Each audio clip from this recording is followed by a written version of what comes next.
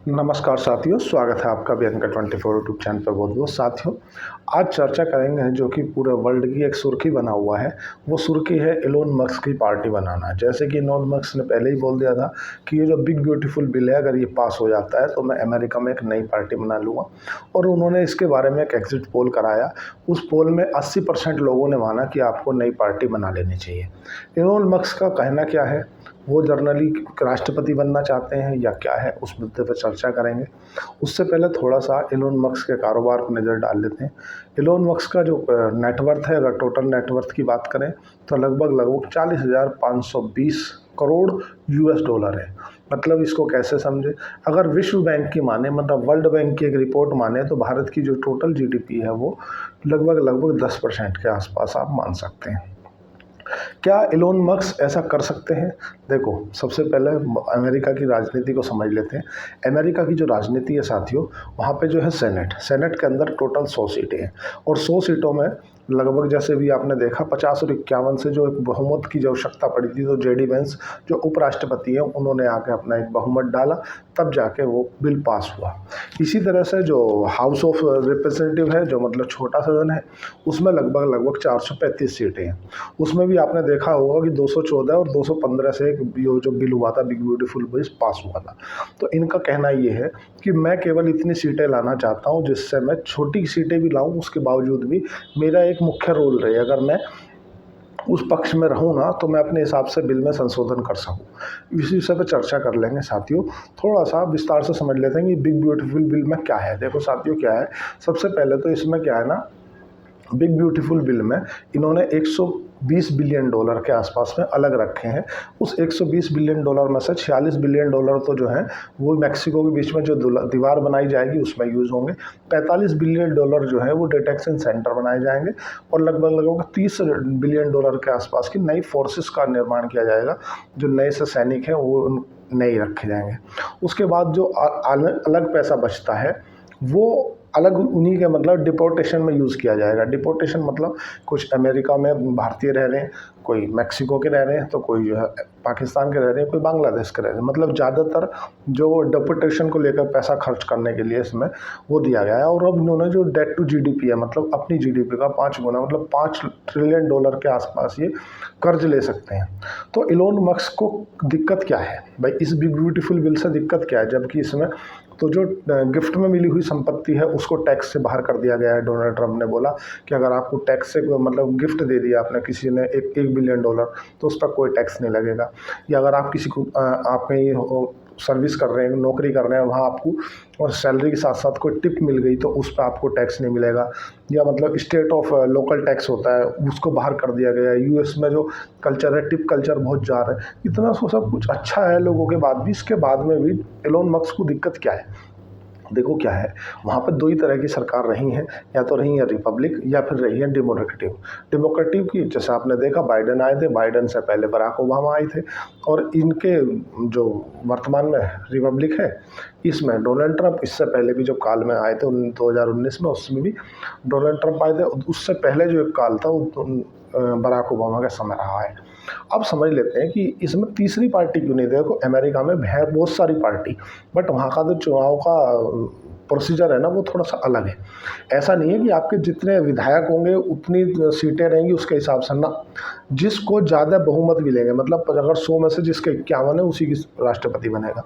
जब आप भारत में लोकसभा में चुनाव में वोट डाल रहे होते हैं तो उस समय पर आपको मालूम होता है कि भाई हम फलाने मतलब लोकसभा सांसद को वोट डाल रहे हैं, वो लोकसभा सांसदों में से ही अपना एक लीडर चुन लेंगे। लेकिन अमेरिका में ऐसा नहीं है। तो ज़्यादातर जो लोग हैं ना, वो जो लोकल पार्टी है उन्हें वोट नहीं करते, बाहर वाली पार्टी जो बड़ी लीडर पार्टी है उन्हें ज़्यादा वोट करते हैं। तो समझ लो पहले इस बिल से एलोन मस्क को दिक्कत क्या है। देखो साथियों, एलोन मस्क को इससे दिक्कत क्या है कि जो ट्रंप ने बिग ब्यूटीफुल बिल लाया है ना, इसमें जो इलेक्ट्रिक व्हीकल पर दिए जाने वाली जो सब्सिडी है ना, उसको इससे बाहर कर दिया है। मतलब अब इलेक्ट्रिक व्हीकल पर कोई भी सब्सिडी नहीं दी जाएगी। अगर सब्सिडी नहीं दी जाएगी मतलब इलेक्ट्रिक व्हीकल जो है वे महंगे हो जाएंगे। और इलेक्ट्रिक व्हीकल अगर महंगे हो जाएंगे तो उससे होगा क्या कि लोग बाग जो हैं, जो अमेरिका के सिटीजन है ना, वो पेट्रोल वाली डीजल वाली गाड़ी लेना ज़्यादा पसंद करेंगे। इलेक्ट्रिक व्हीकल की गाड़ियाँ नहीं लेना पड़ेंगे। जैसे कि भारत भारत में जानते हो आप कि अगर आप इलेक्ट्रिक व्हीकल लेते हो भारत के अंदर तो आपको कई सारे रोड टैक्स या बहुत सी गवर्नमेंट की जो टैक्सेस वगैरह हैं उन पर छूट मिल जाती है। तो सेम कंडीशन अमेरिका में लागू होती है। तो अभी इससे होगा क्या, जैसे अभी इनकी जो टेस्ला है ना, टेस्ला गाड़ी की जो टोटल यूनिट की बात करें तो लगभग 6,30,000 यूनिट पर साल बिकती है टेस्ला की अमेरिका में। और अगर इन पर दी जाने वाली सब्सिडी बंद हो जाएगी मतलब इनके बिजनेस पर सीधा इफेक्ट पड़ेगा। बिजनेस पर सीधा इफेक्ट पड़ेगा मतलब जो लोग बाग हैं ना वो पेट्रोल गाड़ियों की तरफ शिफ्ट हो जाएंगे, डीजल गाड़ी की तरफ शिफ्ट हो जाएंगे। वो ईवी नहीं लेंगे, इलेक्ट्रिक व्हीकल नहीं लेंगे। इलेक्ट्रिक व्हीकल नहीं लेंगे मतलब इलोन मस्क का धंधा चौपट होता नज़र आ रहा है। तो इससे सबसे बड़ी समस्या इलोन मस्क को एक तो ये है। हालांकि दोनों के बीच में, डोनाल्ड ट्रंप और इलोन मस्क के बीच में रस्साकसी बिल्कुल जोरों पे है। जब इलोन मस्क ने ऐसा बोल दिया था कि मैं एक नई पार्टी बना दूंगा, उन्होंने घोषणा कर दी कि भाई मैं नई पार्टी बना रहा हूँ, उसका नाम अमेरिका पार्टी होगी। इसी तरफ डोनाल्ड ट्रंप ने बोला था कि अब मुझे लगता है कि इलोन मस्क को अपना बोरा बिस्तरा उठा के साउथ अफ्रीका चला जाना चाहिए, अब उनके लिए यहाँ पे कोई जगह नहीं है। दूसरी बात क्या है, जो इलोन मस्क है ना साथियों, वो खुद बाहर से आए हुए हैं, वो अमेरिका के नागरिक नहीं है। और अमेरिका में जो एक रूल है ना कि अमेरिका का प्रेसिडेंट वही बन सकता है जो मूलतः अमेरिका में पैदा हुआ हो। अगर आप अमेरिका गए हैं, अपना भले ही अमेरिका की सिटीजनशिप ले ली है, किसी भी जरिए से ली है, तो आप अमेरिका के जो प्रेसिडेंट है वो नहीं बन सकते। अगर आपको वहाँ पर मूलतः पैदा होना पड़ेगा तो ही बन सकते हैं। तो एक बात तो इससे तय होती है कि इलोन मस्क भले ही अपनी पार्टी बना लें, अपने चुनाव में वोट डलवा दें, लेकिन उसके बाद में भी वो प्रेसिडेंट नहीं बन पाएंगे। हालांकि इलोन मस्क ने इस बात की खंडन करते हुए कहा है कि मुझे कोई भी किसी तरह का भी राष्ट्रपति की कुर्सी पर बैठने की कोई चाह नहीं है, क्योंकि मेरा जो उद्देश्य है ना, वो मेरा उद्देश्य केवल इतना है कि मेरे पास में सीनेट और हाउस ऑफ रिप्रेजेंटेटिव में इतनी सीटें आ जाएं जो मैं जो भी कोई बिल आता है ना सरकार का, उसमें अपनी वोटिंग से उसे मोनोपुलेट कर सकूं, मतलब उसमें कुछ संशोधन करा सकूं। और लगभग इसमें अगर ज़्यादातर जो सीटें जाएंगी ना वो रिपब्लिक की जाएंगी। रिपब्लिकन की क्यों जाएंगी? क्योंकि आपको जानकर आश्चर्य होगा कि जब डोनाल्ड ट्रंप मतलब चुनाव में आए ना, तो इनको जिताने के लिए $400 बिलियन, मतलब आपको मोटा मोटी आप इंडियन रुपीज़ में बताऊं तो लगभग 3,200 करोड़ रुपये एलोन मस्क ने लगा दिया। काहे के लिए? इन्हें जिताने के लिए कि भाई इसे जिताना है चाहे कुछ भी हो जाओ। 3200 करोड़ रुपए जो आदमी अपने केवल एक मतलब सपोर्टर को जिताने के लिए अपना खर्च कर सकता है। आपने देखा होगा जब डोनाल्ड ट्रंप को भारत में ट्विटर को बैन कर दिया था तो एलोन मस्क ने ट्विटर ही खरीद लिया था। मतलब एलोन मस्क को आप हल्के में ना लो। आपको जान के आश्चर्य होगा कि एलोन मस्क की इतने रुपए की तो रोज का नेटवर्थ ऊपर नीचे हो जाती है जितनी बहुत से देशों की जीडीपी भी नहीं है। बात करें अगर तुम्हारा ओमान की या तुम्हारा पाकिस्तान की, इनकी जो टोटल जीडीपी है ना 67-68 बिलियन डॉलर है, और वो 100 बिलियन डॉलर तो रोज ऊपर नीचे हो जाता है। आप इसको इंडियन रुपीज़ में अगर कन्वर्ट करोगे ना 40,520 करोड़ यूएस डॉलर, तो आपको खुद नेटवर्क निकल के आएगी। मतलब टॉप 10 में पहले नंबर पे है ये। जेफ बेजोस, जब जितने भी ये मार्क जुकरबर्ग हैं, वॉरेन बफेट हैं, सब इनके नीचे आते हैं। टॉप 10 में पहले नंबर पे एलोन मस्क है। और एलोन मस्क ने 2 शादी करी, मतलब 3 शादी मान लो, टोटल इनके 12 बच्चे हैं। अब थोड़ा वो तो बच्चों का अलग विषय हो गया, अलग से चर्चा करते हैं, मुद्दे पे आते हैं, बच्चों में भटक गए। तो सबसे पहली बात तो जो एलोन मस्क है ना, एलोन मस्क का जो कहना है वो ये है कि भाई मैं राष्ट्रपति बनना नहीं चाहता, बस मेरा केवल इतना है कि मैं हाउस ऑफ रिप्रेजेंटेटिव में और तुम्हारा सेनेट में इतनी अपने 10-12 सांसद उसमें रख सकूँ और 5-7 सांसद उसमें रख सकूँ, जिससे अगर कोई बिल आता है सरकार का तो मैं उसे अपने हिसाब से उसमें संशोधन करा सकूँ। ये इनकी उद्देश्य था। दूसरा, जैसा कि आप देखते हो जब भी बाइडेन सरकार आती है, मतलब डेमोक्रेटिव की सरकार आती है, तो वो डिपोर्टेशन का बहुत ज़्यादा जोर नहीं देती। मतलब वो नहीं, ठीक है, मतलब जो आ गया कोई बात नहीं, और ज़्यादा मतलब इतना नॉर्मली रखती है वो। लेकिन जब से डोनाल्ड ट्रंप सरकार में आए हैं तब से वो पहले दिन से ही तो उन्होंने बॉर्डर पर सेना भेज दी, बोले कोई भी बॉर्डर नहीं आएगा, डिटेंशन सेंटर बना दिए। उसके बाद में बड़े स्तर पर उन्होंने काम करना चालू कर दिया। जस्ट 1 मिनट साथियों, बड़े स्तर पर उन्होंने काम करना चालू कर दिया। और जो ज़्यादातर जो मतलब अमेरिका के अंदर अनलीगल नागरिक गए हुए थे ना, दूसरे के रास्ते से, मतलब एक तो H1B वीज़ा है, गोल्डन वीज़ा है, दूसरे किसी रास्ते से गए थे, उन्हें डिपोर्ट कर रहे हैं। उनमें भले ही कितना भी पैसा आ रहा है, पहले तो उनका कर रहे थे, उनके देश तक पहुंचा रहे थे, अब वे देश तक नहीं पहुंचा रहे, अब रास्ते में उतार दे रहे कि भाई तुम समझो, तुम्हारा काम समझे। तो इलोन मस्क ना इस चीज़ के खिलाफ है। वो बोलते हैं कि यार तुम ज़्यादा डिपोर्टेशन पे इतना ज़्यादा ध्यान ना दो। ठीक है, डिपोर्टेशन हो गया, क्यों? देखो, थोड़ा सा इलोन मस्क की हिस्ट्री जान लेते हैं साथियों। इनका जो जन्म हुआ ना 28 जून 1971 में हुआ था साउथ अफ्रीका में, और ये 1999 के आसपास में 1990 में ये अमेरिका आ गए थे, और अमेरिका में ही आए थे पढ़ने के उद्देश्य से।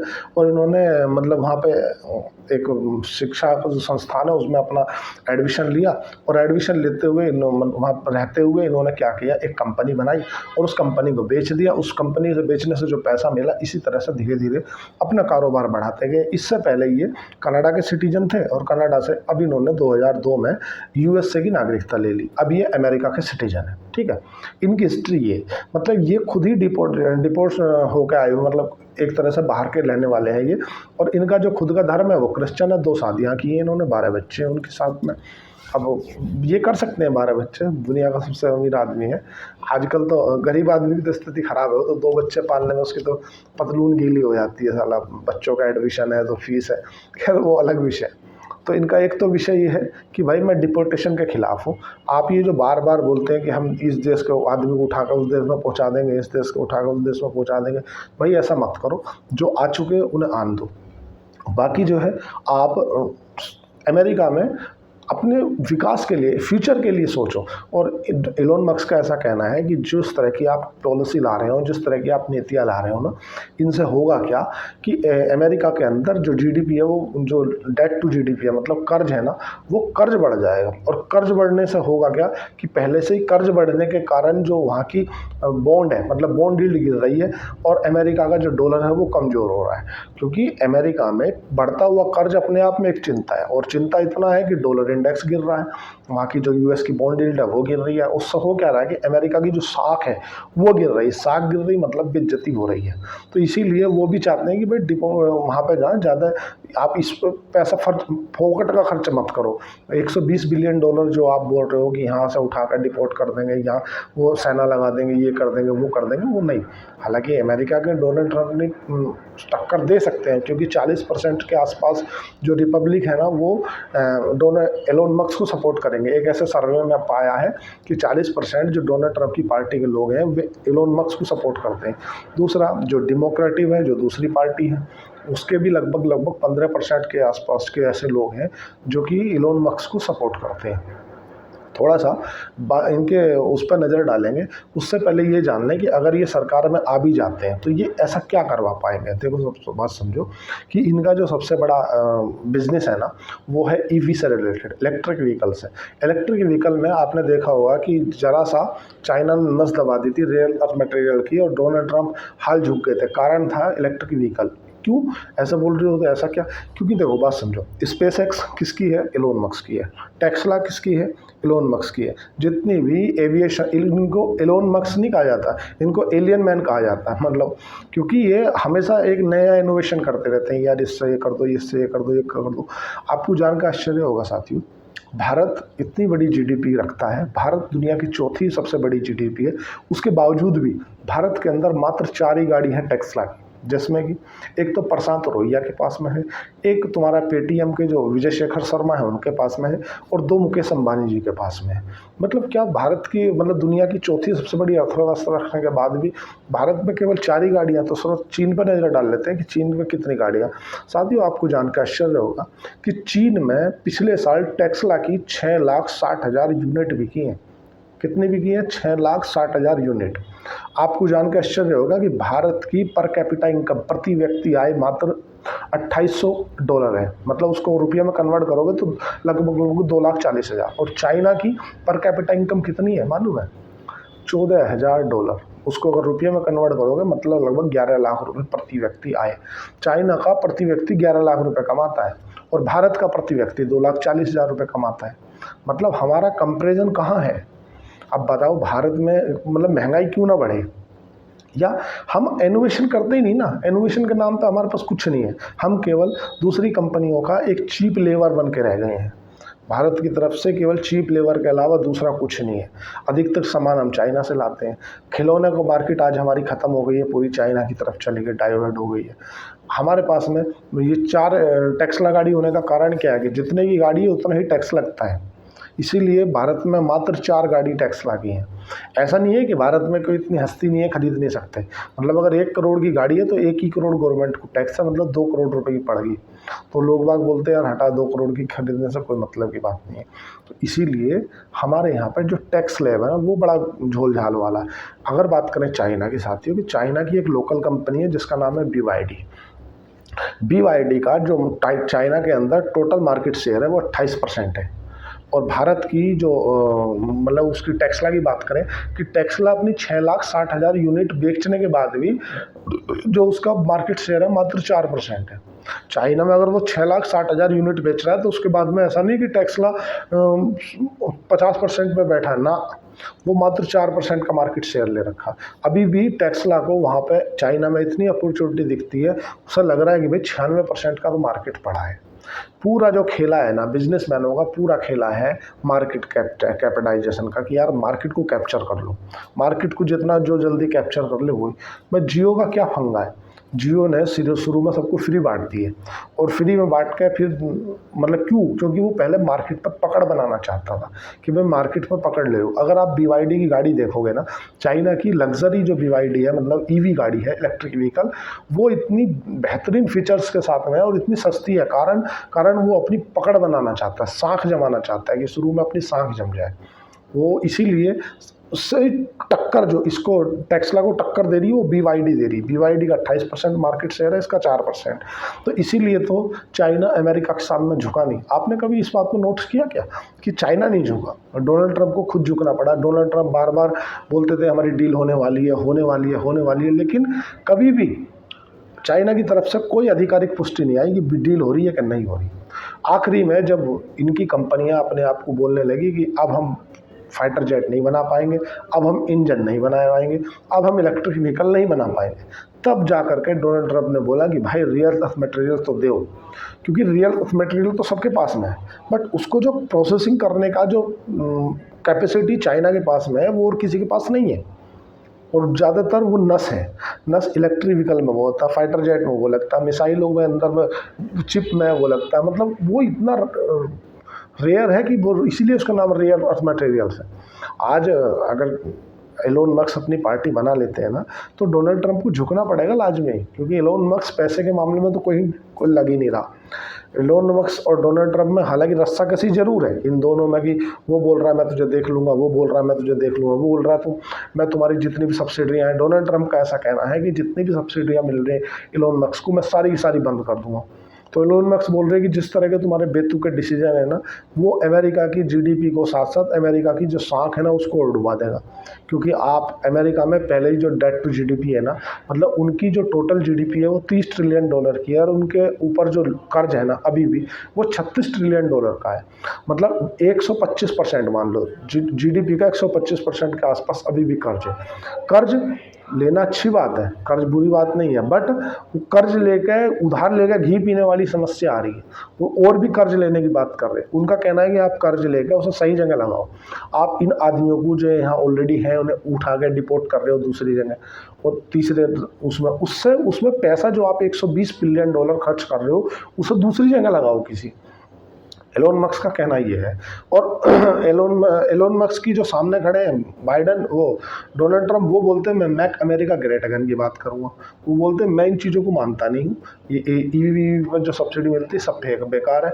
जो एनर्जी वगैरह से मतलब ग्रीन एनर्जी से सब्सिडी मिलती है, जो हवा से, विंड पावर से, बोले ये सब फर्जी है। हम तो अपने हमारे अमेरिका के अंदर तेल बहुत है, हम तो तेल निकालेंगे और बेचेंगे, हम दुनिया की परवाह नहीं करते। नियम क्या है? नियम ये है कि आपको दुनिया की परवाह करनी है। आप बड़े हो, आप विकसित राष्ट्र हो, आपको जो जितना पोल्यूशन आप फैला रहे हो उसके हिसाब से आपको जो देश हैं उनमें उनका आर्थिक चंदा देना है, उनकी मदद करनी है। और जो ट्रंप है वो बोलते हैं मैं इन चीज़ों को मानता ही नहीं, सब फर्जी। मेरा तो जब मर्जी आएगी तो मैं आइलैंड जाकर शिफ्ट हो जाऊंगा, मतलब पूरे देश को आइलैंड शिफ्ट कर देंगे। बोले हम सुपर पावर, हम भगवान, पहले हमारी दुनिया बाद में। तो मामला बहुत रस्साकसी वाला चल रहा है। अमेरिका की जो राजनीति है ना वो भारत की राजनीति के जैसी नहीं है कि आपकी इतनी सरकार आ गई, इतनी वोट आ गई तो सरकार बन जाएगी ना। वहाँ पे 51% जिसके हो गए ना उसी की सीट आएगी, मतलब उसी के टोटल मतलब राष्ट्रपति बनेगा। बड़ा उलझा हुआ माहौल है। चाइना क्यों नहीं डरता अमेरिका से? क्योंकि चाइना के ऊपर अमेरिका की निर्भरता ज़्यादा है।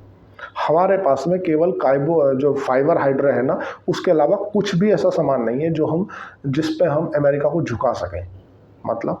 मतलब सीधा है, गेहूँ है, मक्का है, ज्वार है, जौ है, इसके अलावा दलहन नहीं है, दाल नहीं है। दाल भारत सबसे ज़्यादा कंजप्शन करता है और दाल भारत दूसरे देशों से इंपोर्ट करता है। पहले कनाडा से खरीदते थे, कनाडा के साथ में तनातनी होगी, ऐसे होगी, तो फिर क्या किया, कनाडा से उठा करके हमने ऑस्ट्रेलिया से दाल खरीदनी चालू कर दी। क्योंकि हम जितना घर का एक मुख्य जो साधन है ना सब्जी के रूप में, वो दाल है। तुम बीमार हो जाओ तो डॉक्टर पहले फुर्सत में बोलता है कि दाल का पानी पियो। और दाल किसान क्यों नहीं बोना चाहते? क्योंकि दलहन में जो आती है बीमारियां, वो कहीं ना कहीं किसानों की कमर तोड़ देती हैं, और वो है पूरी की पूरी 9 महीने की फसल। तो इसीलिए किसान दलहन को बोना नहीं चाहता। वो चाहता है कि वह 6 महीने की फसल हो, 6 महीने में कुछ हो जाए। उसके बाद में अगर दाल हो भी जाती है, जो बाहर से हम इंपोर्ट दाल करते हैं, उस दाल के जो घरेलू दाल है ना, उस दाल में इतना फ़र्क है कि आदमी उस दाल को उस रेट में नहीं खरीदना चाहता जिस रेट में मार्केट में दाल है। भाई आज अगर बात करें हम कि भारत को बार बार जो दबाव बना रहे हैं ना भारत के ऊपर, डोनाल्ड ट्रंप को क्यों बना रहे हैं? मक्का का अगर आप इंटरनेशनली मतलब वर्ल्ड में इंटरनेशनल भाव देखोगे ना, तो आपको जान के आश्चर्य होगा, मात्र 12 रुपये के जी है और यहाँ पे 24 रुपये के जी है। गेहूँ जो 10-12 रुपये के जी का रेट है इंटरनेशनल मार्केट में, यहाँ पे कितना है? 24। आप बताओ, अगर हमने अमेरिका के जो कृषि प्रोडक्ट है उन्हें भारत में एंट्री दे दी तो इतनी चीप रेट पे आएंगे, मतलब हमारे जो गेहूँ है ना, गेहूँ है, जो दाल है या मक्का है या बाजरा, इन्हें कोई नहीं खरीदेगा। और कोई नहीं खरीदेगा मतलब उससे क्या होगा? मतलब उससे ये होगा कि जो किसान है ना वो बोना बंद कर देंगे, और वो बोना बंद कर देंगे तो क्या होगा? उससे ये होगा कि अगर एकाएक कभी अमेरिका ने हमारे को खींचने के लिए अपना इंपोर्ट रोक दिया ना, जैसे अभी स्पेशल फर्टिलाइज़र में चाइना ने रोक रखा है, अगर ऐसा रोक दिया तो भारत में खाएंगे क्या? और जो गेहूँ दाल है ना, ये ऐसा नहीं है कि तुमने आज डाली और कल हो जाएगी, इसमें 3 महीने का समय लगता है। तो मजबूरन में सरकार को किसी दूसरे देश से खरीदनी पड़ेगी। अब दूसरे देश से किससे खरीदेंगे? यूक्रेन बनता है, यूक्रेन पर रूस ने इतने बम मार रखे हैं, तो वहाँ तो असला लपेट लपेट कर वहाँ पर तो 10 साल तक तो उनका इतने मिसाइलें मारी हैं कि वे 10 साल तक तो उनके मिसाइलें चुभनी पड़ेंगी। वो भूमि उनने छोड़ी नहीं है किसी लायक। भारत में कृषि प्रोडक्ट को लेकर के डील अटकी हुई है, और पहली बार ऐसा हुआ है जो भारत ने अपना 56 इंच का सीना दिखाया है। अमेरिका जो डेलीगेशन गया हुआ था भारत का, वो वापस लौट आया है, और जो स्पेशल सेक्रेटरी थे उनकी तरफ से भी बयान दे दिया गया है। और जो भारत के तुम्हारा वाणिज्य मंत्री हैं पीयूष गोयल, उन्होंने भी कह दिया कि हम जो है डेडलाइन पे बात नहीं करेंगे, हम जो है आ गए हैं, और अब जो भी बात होगी वो भारत के हितों को सर्वप्रथम रख के होगी। ऐसा नहीं है कि तुम सोचो कि हमने डेडलाइन दे दी 9 जुलाई, इससे पहले बात करो, नहीं करोगे तो हम ये कर देंगे वो कर देंगे। उन्होंने स्पष्ट बोल दिया, जो पीयूष गोयल है वाणिज्य मंत्री, कि डेडलाइन पे कोई बात नहीं होगी। हमें आप डरा के कोई काम कराना चाहते हो तो नहीं होगा। ये पहली बात है। भारत नहीं झुका, भारत का जो डेलीगेशन था वो वापस आ गया। बातचीत जारी है, या तो मिनी डील हो जाएगी और या फिर डील होगी तो भारत के हितों पे होगी। वीडियो थोड़ी सी क्या लंबी हो गई, लेकिन मुद्दे की बात पे आते हैं। मुद्दे की बात यह है कि इलोन मस्क ने पार्टी बना ली है, अमेरिका की पार्टी, नाम अमेरिका पार्टी है। ज़्यादातर रिपब्लिक जाएंगे उसमें, और डेमोक्रेटिक भी 15% के आसपास की ऐसी बता रहे हैं कि इलोन मस्क के पक्ष में वोट है। अगर आपको शेर खान के साथ डीमैट अकाउंट खुलाना है तो आप नीचे दिए गए डिस्क्रिप्शन पे जाकर अकाउंट ओपन कर सकते हैं। आज के लिए इतना ही। चैनल को लाइक करें, सब्सक्राइब करें, कमेंट करें। धन्यवाद, थैंक यू।